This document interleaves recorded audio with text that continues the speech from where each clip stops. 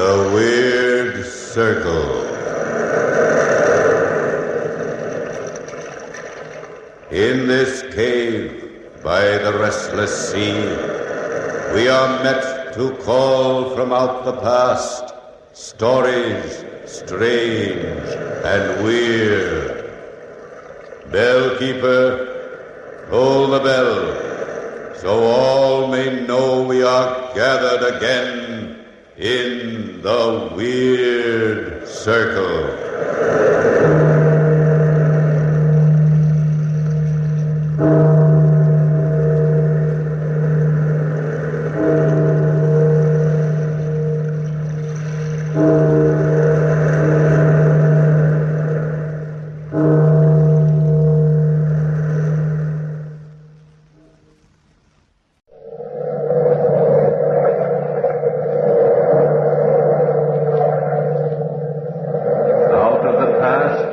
Phantoms of a world gone by speak again their immortal tale. What was it?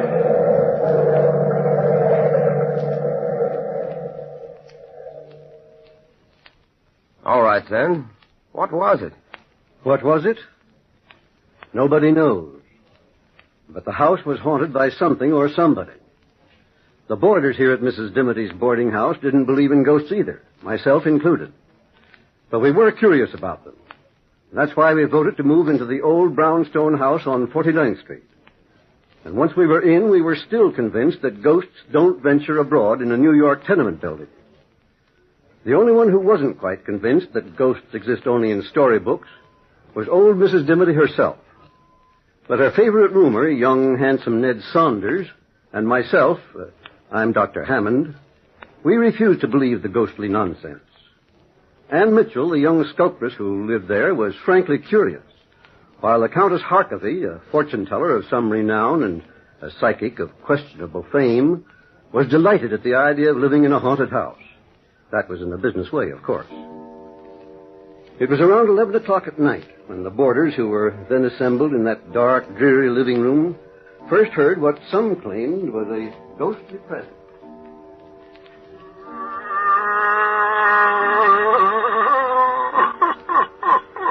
Listen to that, Dr. Hammond. I hear it, Ned. An uncommon sort of sound for the wind. That is not the wind, Dr. Hammond.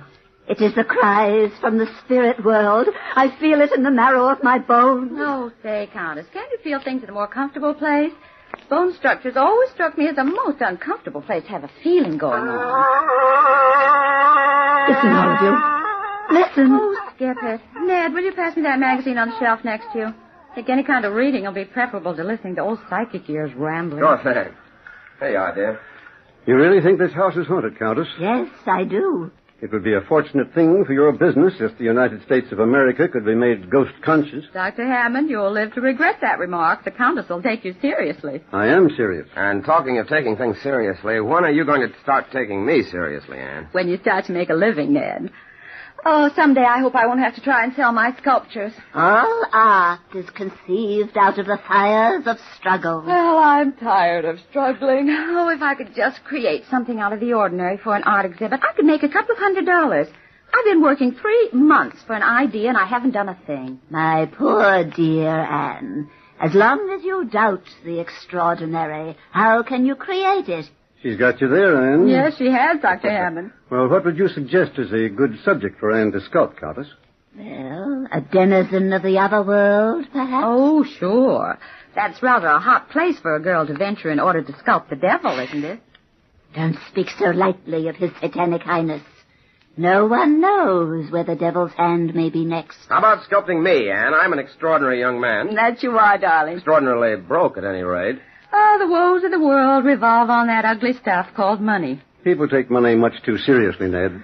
Well, frankly, Dr. Hammond, if I had some of it, I wouldn't take it at all seriously. I'd scatter it around the world like a veritable windmill. Oh, frivolity. That's your trouble, my dear friends. Frivolity. You feed on it.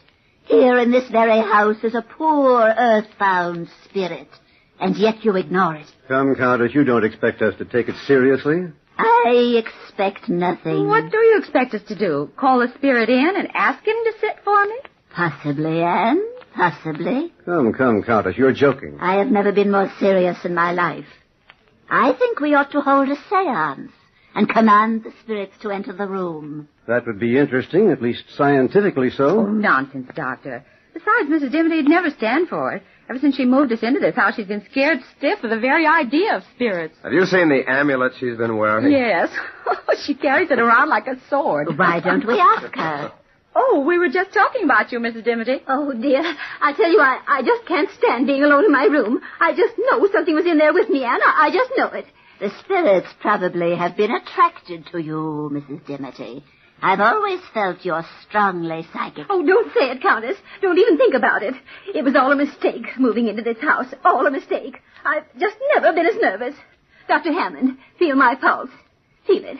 It's practically non-pulse, so to speak. Well, I wouldn't take it seriously, Mrs. Dimity. We all know there are no such things as spirits.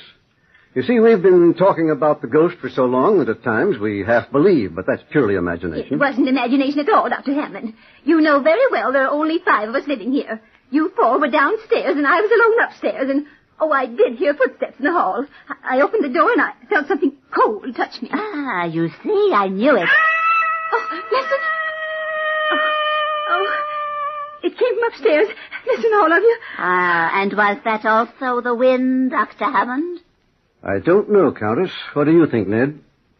I think the Countess' idea of a seance is a good practical suggestion. I'm all for it. A seance? Oh, dear. Yes, let's give it a try. Well, we're all agreed. Yes, come on, Les. I think it's a good You're idea. in charge, Countess. Now tell us what to do. Well, now, for the first thing, bring your chairs into a circle, please. Oh, dear. I think I want to Now, hold hands. Will someone turn off the lights? I'll get the switch. Good. Now we're in the dark. Quiet, please. Quiet while I summon the spirits.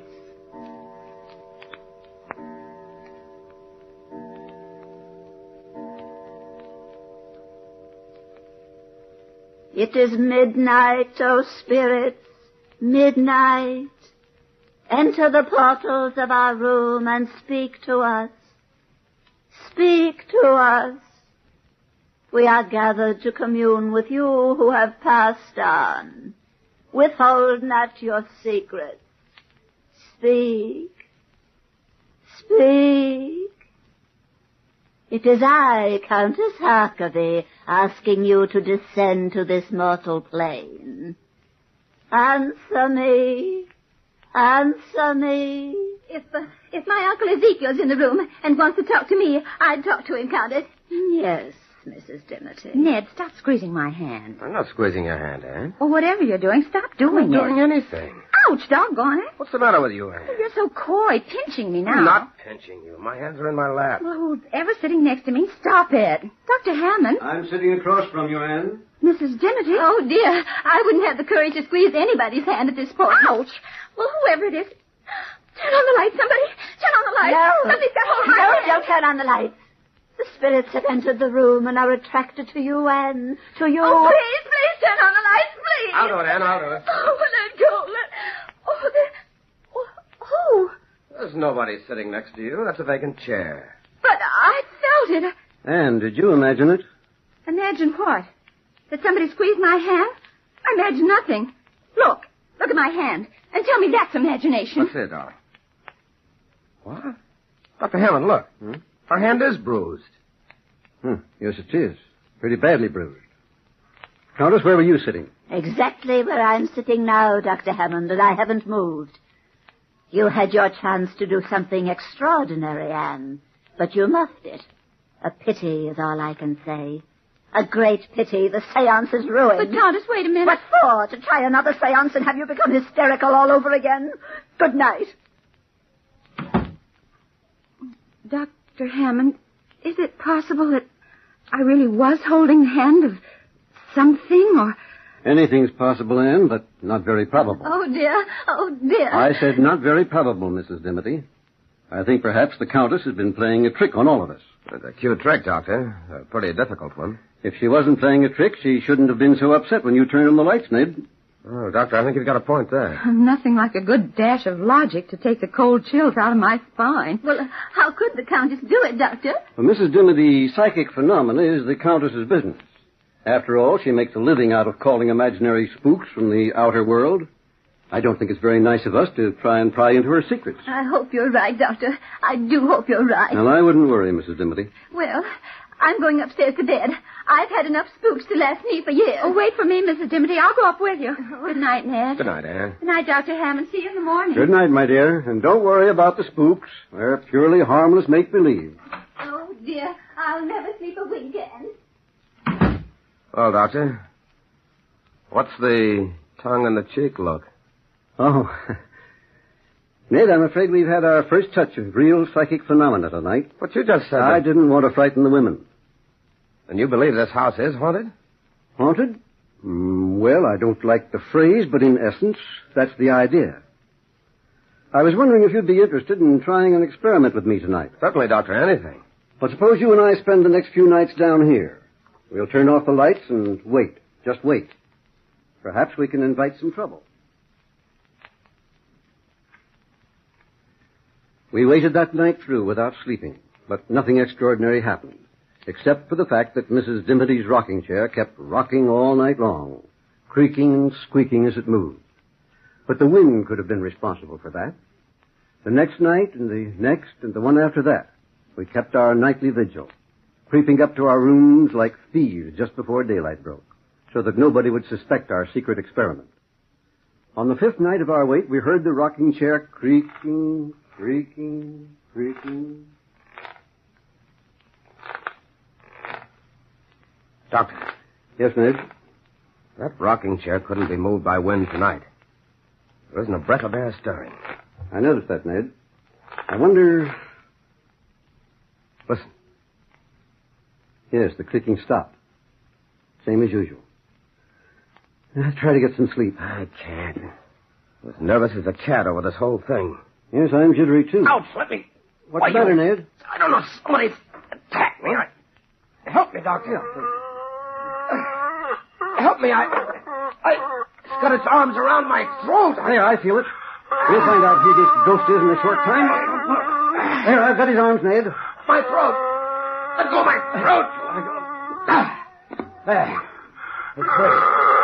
Can you hang on to him alone, Doctor? I think so, but he's as strong as an ox. No, you don't. Doctor. His voice certainly doesn't sound human. Turn on the lights, Ned, while I hang on to him. We'll find out who this practical prankster is. I'm afraid to let him go, Doctor. I can handle him, Ned. You turn on the lights. Hurry, Ned, hurry. All right, of course. Wait, no, wait. No. Doctor, where is he? He's right in front. I've got him by the arms. I'm hanging on to it. Well, this is amazing. Amazing, Doctor.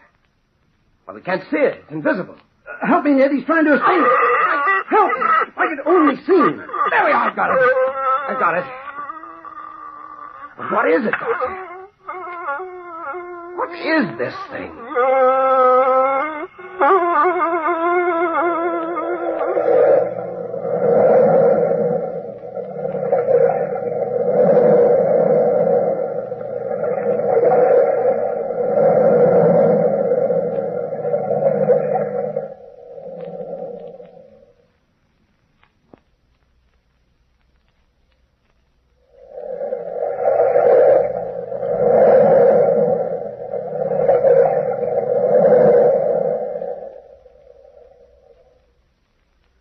What was it?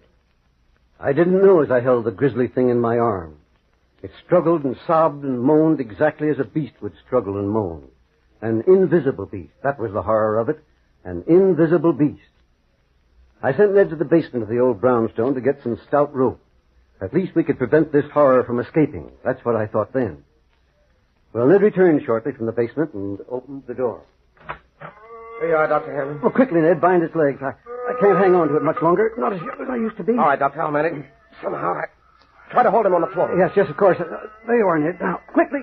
Feet are still for a minute. There. I got the rope about them. Look. Huh? A perfect loop around nothing but empty air. Hold him and I'll bind the rope around him. Oh, quickly, Ned. There we are. That covers his feet. Now I'll bring it up here and around his leg. Here, give me the rope and I'll bind his hands. All right. We're getting him bound up like an Egyptian mummy. There, that does it. What a relief to be able to let that awful thing go. All right, I'll take the rope now, Doctor, and bind it to this chair. He won't get away now, I'll guarantee that. It isn't very large, is it? No, about the size of a small boy. Oh, but what is it? Have you ever encountered anything like this before? Well, frankly, Ned, never. Look at my hands, bitten and bruised. I wonder if I'll ever be able to move them again. What are we going to do with the darn thing now? I don't think that's our responsibility, Ned. I think we'd better call the boarders together and let them in on the secret. Would you like me to get them, Doctor? Yes, wake them up. But don't tell them why. Just ask them to come down here, and I'll throw this rug over the chair so that they won't see the ropes right away.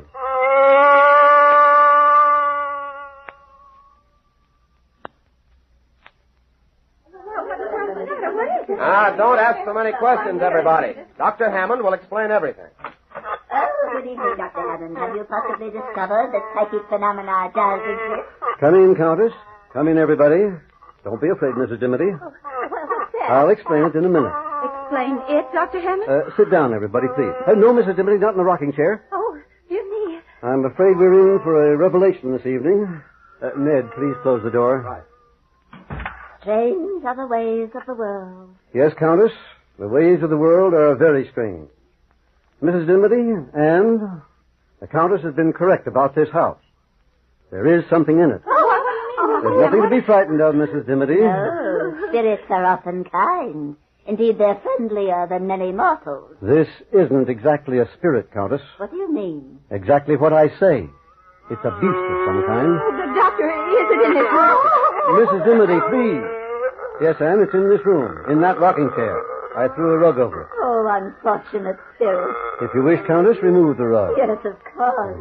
Why, where is it? It's there. You can see the ropes being held in place by it. What kind of a hoax are you trying to play on me, Dr. Hammond? It is not a hoax. There's a living, breathing something bound in that chair. But it's invisible. Why, that's incredible. It's more than incredible. Would you mind if I touched it? I don't see why I should. It's not my beast. The problem is, what are we going to do with it? What do you suggest, Mrs. Dimity? Mrs. Dimity! Oh, she's fainted, Dr. Hammond. I'll get a smelling salts right here in the desk drawer. Oh, I felt it. I felt it, Anne. I felt it. A captured spirit. I must tell my co-worker, Dr. Zarkox, right away. He'll be so thrilled, so thrilled. I'm not sure that we ought to tell anybody about it. Are you, Dr. Hammond? Ned's quite right. We should not. Oh, but Dr. Zarkox is the only living person constantly in touch with the spiritual night and day. Day and night, constantly. The smelling salts should be in here someplace. Oh, here they are. Until we find out exactly what it is, I don't think we ought to divulge the secret. Heaven knows what we've stumbled into. You're right, Ned. Here, Mrs. Dimity, take a deep breath of this. And how do you propose going about finding out what it is? Breathe deeply, Mrs. Dimity. Well, I was thinking it might be possible for Anne to make a plaster cast of it. Oh, that's a gay idea, Ned. Breathe deeply, Mrs. Dimity. You'll be all right. That's quite a good idea, as a matter of fact. No, you'll hold it while I make a cast, huh? If it happens to bite me with a pair of invisible teeth, that'll be my word. No, being a doctor, I shall use a little chloroform and put it to sleep for a while. And we'll be able to make a perfect cast. Mrs. Dimity, are you all right? Oh, I'll never be all right again. Well, Anne, are you willing to give it a try? Oh, I suppose so, Ned. I'll prepare the plaster right away.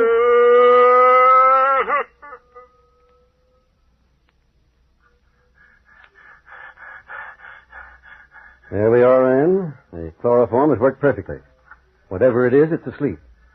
Before you start with the plaster, I should like to listen to his heart with a stethoscope. Certainly, Doctor. Normal. A little faster than is normal for a human being, but maybe we're not dealing with a human being. Yes, Doctor, that's very possible. Ned, would you hand me that container near you? Certainly, Anne. Here you are. Thanks, Ned. Well, Dr. Hammond, are you ready? Yes, Anne, whenever you are. We might as well start. 2:00. We ought to be through by 7. And so Anne started to work to cover that invisible form with moist plaster. We watched her spellbound. The hideousness of the rough object which soon met our eyes was appalling.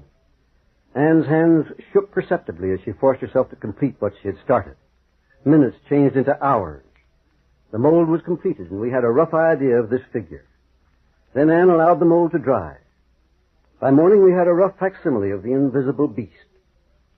How can I describe what it looked like? Well, it looked like nothing so much as a demon out of hell itself. Yes, shaped like a man with long, sinewy arms, but it was small, only 4 feet or so high. Its muscular development was amazing. And the face looked like a cannibal's, a demon. Cruel, tiny eyes, a tiny nose, and a twisted, a horribly long mouth, and sharp, shiny teeth. The first rays of light broke through the window, and I realized that the effects of the chloroform were wearing off. Watch out, ladies, awake. I got him, Doctor. You better help me. Yes, of course. Here, we'll hold him together. And Yes, Dr. Hammond? we'll hold him down, and you bind his legs with the cord. Yeah. Get that rope around his leg. Ah, good girl, Anne. That's it. Ow! Your arm, darling, it's bleeding. Don't mind my arm. Find the leg. Okay. Hurry up, Anne. That's the girl. Now slip the rope around him and pull it good and tight. All right. There we are. Give me the rope, Anne. I'll secure his arm. Ned, look at your arm. Oh, Doctor, he's badly bitten. Don't bother about me now, darling. We can't let this beast loose on humanity.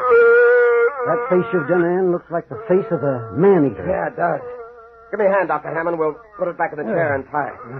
Clean it now. 1, 2, lift. There. Now, tie the darn thing there. What do you think we ought to do with it now? I don't know. You're the doctor. Well? I think we all need some sleep. First, I'll tend to that arm of yours, Ned, and then we'll leave the thing here for a while. Doctor, do you think we dare leave it here quite safely? Well, judging from the way Ned's got it tied up, I think so. Not even a spirit could get out of those ropes. Come on, Ned. I want to take a look at that arm of yours. Oh, tired. I'll leave the little statue in here till morning. You know, Doctor, that makes an interesting study, doesn't it? Yes, quite an interesting one. Extraordinary piece of work, one might say. Well, good night, Anne. Come on, Ned. Let's get that arm bandaged. We'll all think more clearly in the morning.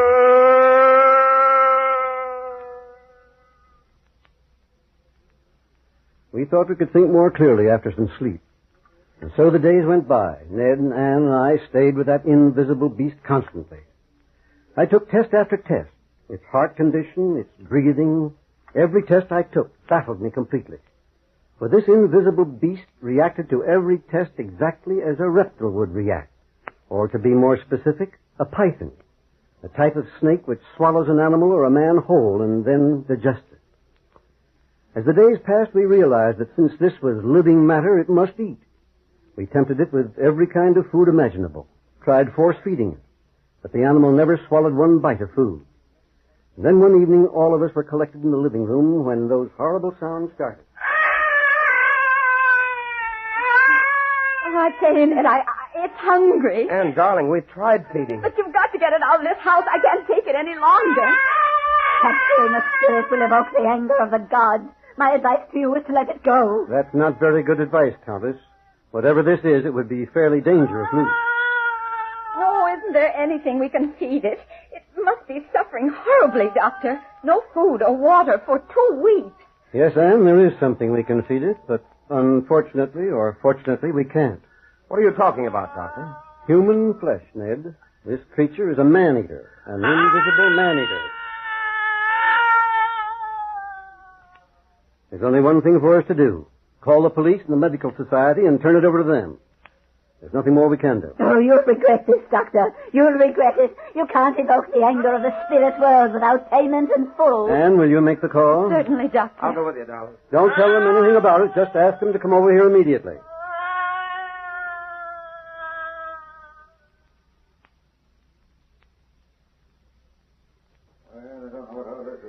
And so, gentlemen, Anne called you and brought you over here. I've told you the complete story of the monster from the very beginning. Well, Dr. Hammond, as a member of the police force, I don't mean to doubt you.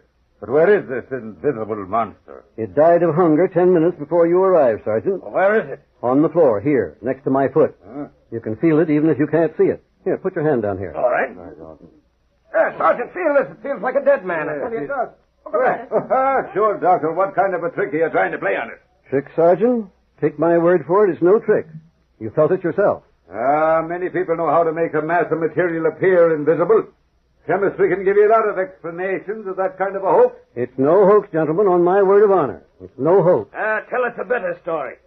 Come on, boys, let's get out of here. Let's get out of here. We enjoyed your fairy tale, Doctor, but we can't swallow that one But, whole. gentlemen, ask any one of us in this room. I swear to you, it's the truth. Look in the corner at that statuette. That's an exact replica of the invisible beast. Ah, now I get it.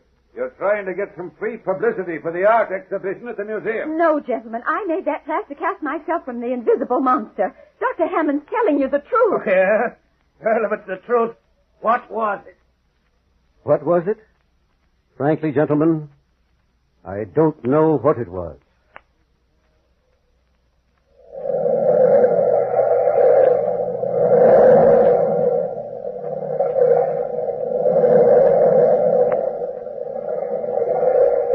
From the time-worn pages of the past, you have heard, what was it? Bell keeper, toll the bell.